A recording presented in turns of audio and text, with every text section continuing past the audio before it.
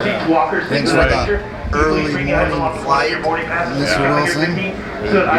We met up at 4:30 at my house, so early, and then I got up at like 2, early for me. 3, and then yeah. Well, this poor guy had like an hour drive before you even got to your house. Oh, no kidding, right? That's rough. And you woke up an hour before. Yeah, I'm eager guy, ready for it. You so excited? Excited.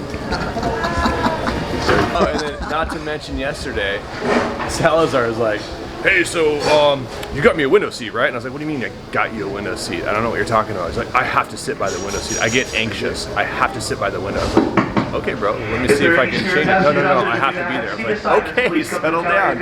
Literally every 2 minutes, you change my seat, change my seat, change my seat. Like, we're not there yet, son. Settle down, we'll figure it out.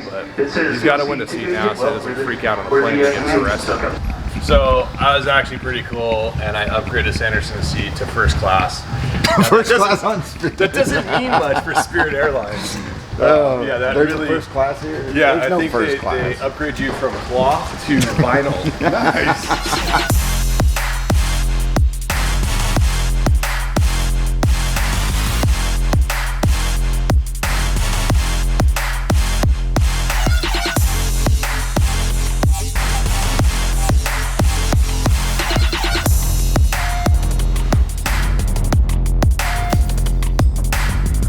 Good morning, guys. Welcome to SEMA 2019. Sanderson and I are out at SEMA bright and early. We caught an early morning flight before the sun was up, and we are out here now before SEMA opens, actually. Got in before all the crowds are starting to kind of filter through. So in a few minutes, the doors are going to open. Crowds are going to be through here. It's going to be nuts. I mean, there are literally tens of thousands of people that come through SEMA.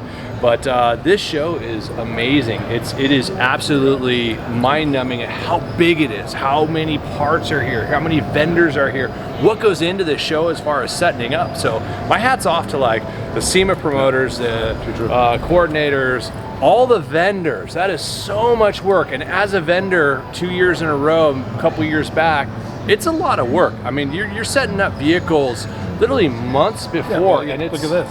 Yeah. To prep this for the show. This is not something that happens overnight. This is like literally 6 months, a year in the works. So these guys that are here are actually setting up and planning for next year's event. Yeah. So my hat's off to these guys. Even the union guys, they're out here busting their butt, setting up for the show as well. So it is a huge undertaking that only happens for 4 days. Literally 4 days. It breaks down and some other show comes in. Nothing nearly as cool as SEMA. So hope you guys enjoy this vlog. We have a ton of footage coming up. All kinds of cool ideas that we're getting here. This truck's amazing. It's got mat tracks on here. If you haven't seen mat tracks, those are rad. It's actually a 6x6 Ford. It's just fully built up, really cool. And we actually just were walking through here and saw this and just blown away at how cool. Liking the tracks. I think that's something we need to do. Yeah, definitely. Diesel desert rig.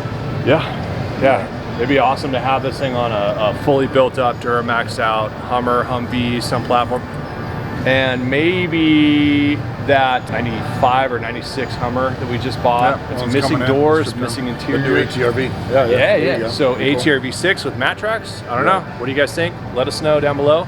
But we've got some cool footage coming up here. Hope you guys enjoy it. Let us know what you think about SEMA. If you haven't been here, make sure you guys get out here if you can. It's kind of tough. It's like industry only, but it is truly amazing. And we also have a new platform coming up here this year.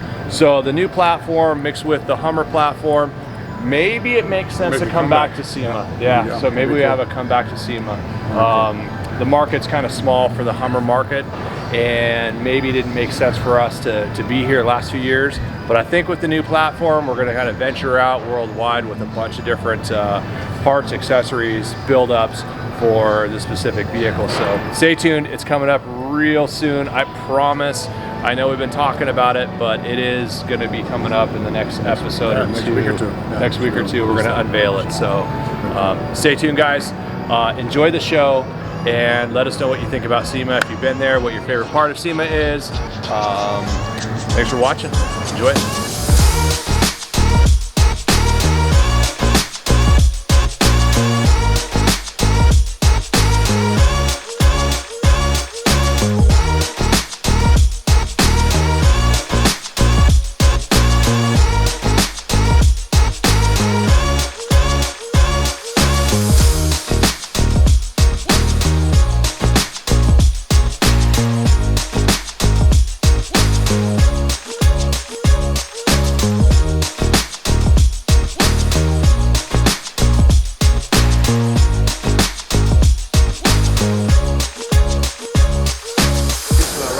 little project right here. Yeah, so we're doing a right-hand drive conversion right now that's going to India, and it's got the same steering system, all hydraulic steering here. And that allows us to switch the steering wheel over to the other side. Has a pump there so you can remote mount the steering wheel anywhere you want to. And in fact, that's what they did on this truck, or Jeep. Oh, they did? So, yeah, it check that out. Right-hand drive. Yeah, this thing's sick. This thing's Yeah, it is. insane. Yeah, take a look at this. It's like a chop top, like rat rod style Oh, yeah. off-road. Aviation-inspired seats. Pretty sick.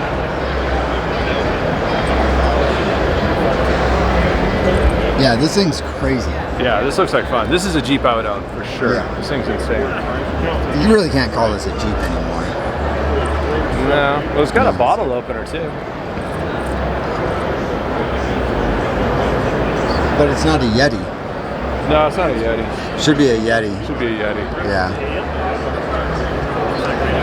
Hey, so I was talking about earlier, Wilson. The So what? centrifugal cooling. I know. I said centrifugal. Initial Like a centrifugal. British thing. It's no So what kind of motor's in this? V8. gasoline motor. Yeah, probably yes. I gasoline freaking motor. know that. You don't know what motor. Well, you it thought this is, thing though? was a Chevy. No, I was talking. Do you know what a shit. diesel is? Yes, I know what a diesel is. I know what a diesel is. I don't believe you. Even those Falcon shots you just looked It's the yellow pump, right? It's the yellow pump, right? Yeah. Yeah, yellow pump. That's it. Very cool. Do you even know what the yellow pump is? No, I don't. E85 or something like that? Yep. Yeah. See? Ding, ding, ding. See? Yeah. The man with his buddy wins.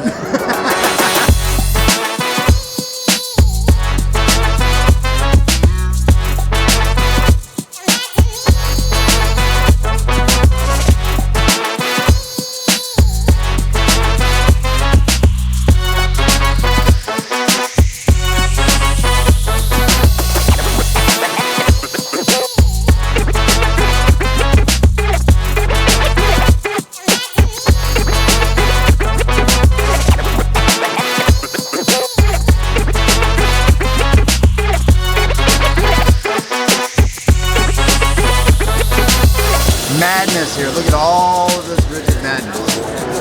All kinds of rigid. Well, I just got this. Yeah, the light doesn't help. No. So yeah, this was the UAE truck had the irradiance within the blue backlit. We talked about it, but never showed you illuminated. Louder. Talk Okay, on. well, like read it all over again? No, you just talk. This will stay in the vlog. Rad. All right. So like I just said, quieter, but now here I am louder. These are don't lights gotta give the we weird put on the corner eye. UAE. Yeah. It's from the UAE, the light truck. Had the backlit, the rigid radiance light. I'm I was just trying to laughing stop too like much. the light from being right here. So bing. And then my buddy Peter. It's okay. I mean, there's a lot of red going on in here, so it Then really that puts white that light just iridescent red glow on your face. So you're good. Anyways, so we're here, rigid, Yep. and I like it. Checking out any new product. I don't really see their Adapt, which is one that we just put on a truck. Red Wagon, we'll have to highlight that thing soon. Not speaking loud enough, I'm sure. Jason wants me really to enunciate and speak yes, louder. You have to be loud. It's enunciate. I know, here in whatever. America. Enunciate in America. It's announce over here. Enunciate, On maybe, this- maybe in England. I don't know. It's a blend. It's not a You blend. start somewhere and you end up somewhere else. You blend. We refined it. We refined the English language. That makes sense. That's another topic we Old get into. world, We new can do a whole world. vlog on that one. But Welcome to America. over here, we have, again, that the UAE truck had the radiance in the blue backlit. We never showed you illuminated. That's what it looks like. Pretty sweet truck when it's done. Enunciate So wait, do either of you guys know anybody who's here at the lovely looking- rigid booth? Richie over there. Oh, well, let's there he go is. find Richie. How's it going, Paul? Cool. Yeah, we can go over some of the new lights. Yeah, that'd be great. Dude, the new E-Series adapter is definitely something that you guys would be interested in. I know you've been using the standard E-Series lights. Okay, so it's a similar function as the other one. Yeah, let's take a look at this. Yeah, check it out. just let it go. So what we wanted to do is we wanted to utilize that adaptive technology, but put it in an E-Series housing. So the adaptive technology means that it adapts to your driving. Yep, it's going to adapt. It's going to adapt the beam pattern to give you a more narrow beam when you speed up, or a wider beam when you slow down. And we can go over to the testing machine over there, and I can show you exactly how that works. All right. So this is our Optic Zone. It's something brand new that the marketing department created. And you know, when you're trying to sell lights during the day, it's very difficult sometimes to show the customer the output of the product and the spread that you get. So what we've done here is we've designed this building basically, and we have all of our optics laid out on the front, and depending on what optic button that you press, you get the output out in the vehicle. Let's check it out. So for instance, if you're a customer and you want to know the difference between a floodlight and a diffuse light, you can come over here. This is a floodlight, and that's a diffuse light. So you can see firsthand the difference between all of our different optics. So when you go into a flood, we have spot, we have our SAE lighting. So this is all of our street legal lighting. You have your white and your selective yellow. And then the newest addition is our Adapt E-Series. So what I'm gonna do is I'm gonna press the button, and at first it's gonna come out with a 100-degree flood. As I hold this button down, it's gonna act as if you're going faster, and you're gonna see the intensity from the flood beam starting to minimize, and it's going to start growing into the center as a spot beam. Check it out.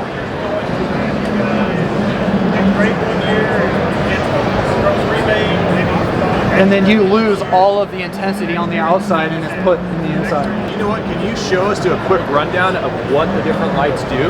Yeah. Just so that our viewers can kind of see what the difference is between diffused as well as flood. Yeah, we have 7 different optic patterns that you can choose from when you're buying Rigid Industries. The number one question that we get is, I don't know, you know, most customers when they call us, most consumers, they don't really know what optic they need for the job that they're looking for. So what this does is it kind of gives them a breakdown of the different beam patterns and maybe what they should be using on their vehicle. So the very first beam pattern is the scene light. This is our widest spread. It's more of a work spread or a camping spread. And that's this guy, right? Yep, that's this guy up here. It gives you a 120-degree beam pattern. So when you turn this on, it's going to light up the entire area that, you know, 120 degrees from front to back of the vehicle. A flood is...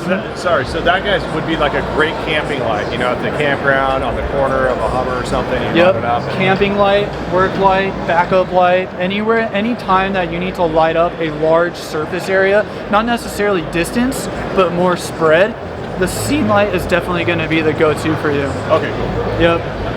And then if you're looking for more of a forward light for distance, but you still want a good spread out of it, you would go with a flood beam. The flood beam is going to get you distance, but it's going to give you a wider 30-degree spread. So you can see it's a really clean ball of light. Yeah, big difference though. Big difference. This one is going to produce a farther beam, but it still allows you to get some spread out of the vehicle. So maybe on the corner of the vehicles, you know, in between or on the outside of your like 40 or 50-inch light bar, that would be ideal? Yeah, corner of the vehicle. It's also great to combine it with a spot, because what you're going to do here is you're going to get your spot, which is your distance. You combine it with your flood, so now you have your distance and your spread all in the front of the vehicle. Nice. So that's why a lot of our light bars, like our single rows and our E-Series, when they come as a combo, they actually come with the spot and the flood built into the same light. Makes sense. Yeah. All right, so we covered 3 lights. What are the other ones? So the other lighting is your SAE lighting.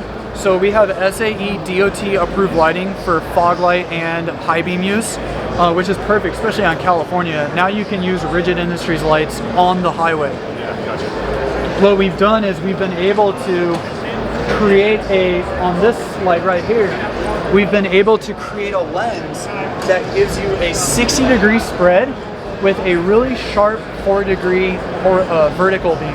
And in order to be SAE compliant, you have to have a cutoff beam on the top and a cutoff beam on the bottom. So what this does is when it's in the lower part of the vehicle, it actually spreads out on the floor and it doesn't lift into oncoming traffic. Oh, so you're cool. not blinding people like you would maybe with that light. Yeah, for sure. Yep. Big difference. And when it comes to the SAE lighting, we have white, which is what you saw here, and we also have selective yellow, which in other terms is amber to most Okay. people. Selective yellow is the SAE terms, excuse me, so that's what we have to use for the lighting. Gotcha. Yep. But I really like amber. Amber's awesome, especially in like fog. San Diego, we get a lot of fog that comes in, and that really cuts through the fog. Where the other white one, it's totally useless. You can't run it. So that's a good idea to run down low. Yeah, definitely. Yeah, especially in San Diego. Fog, dust, snow, rain, any type of bad weather conditions. Even for off-roading, this is a really great light for off-roading because the beam stays low. When you're picking up all that dust, even with amber, if you have a tall beam, that beam is just going to get lost in the dust. Having a very controlled beam on the bottom of your vehicle is just going to allow you to just penetrate that dust a lot easier than if it was to lift. Yeah, makes sense. Yeah. And then last three that we have is we have the Diffused, which is the standard rear light that everyone's used to. What we've done is we've taken our flood optic and we've added a diffuse lens on there. So what it does is it takes that beam and it just spreads it out. So you get a much wider 60-degree view. And then you have your driving, which to us is kind of like your combo. You're getting a nice spot, which gives you the distance, but it also gives you a really tall flood beam as well, all at once. So it's kind of like having two lights in one. Yeah. And you're not flooding out the side if you have maybe an oncoming car or something like that. And this is also a really great light if you do a lot of hill climbing, because what it allows you to do is light up the top of the hill before you start climbing. Nice. Where a lot of other off-road lights, they just point forward and you can't really see what's above you. And then we have the Hyper Spot, which is a very controlled, very condensed spot beam. And this is actually the furthest projecting spot beam that we offer, where the flood gives you a really great distance, but it's much wider. The spot beam is much more controlled, so you can actually pinpoint that beam and put it exactly where you need it to go. Nice. Okay. Perfect for racing. If you're going 80 miles an hour plus on the dirt. Throw that in the middle of all your other lighting. Yeah, that makes sense. This is an awesome product to show us and demonstrate what the differences are. So I definitely appreciate that. Yeah, really. Thanks, Ryan. Cool. Thanks, Richie. Awesome. I appreciate it, man. Hey, anytime. I'll let you get back to work. I know we've been holding you back. You probably have a line of customers here. But. I'm here to talk with my favorite customers. Awesome. We'll hang out all day.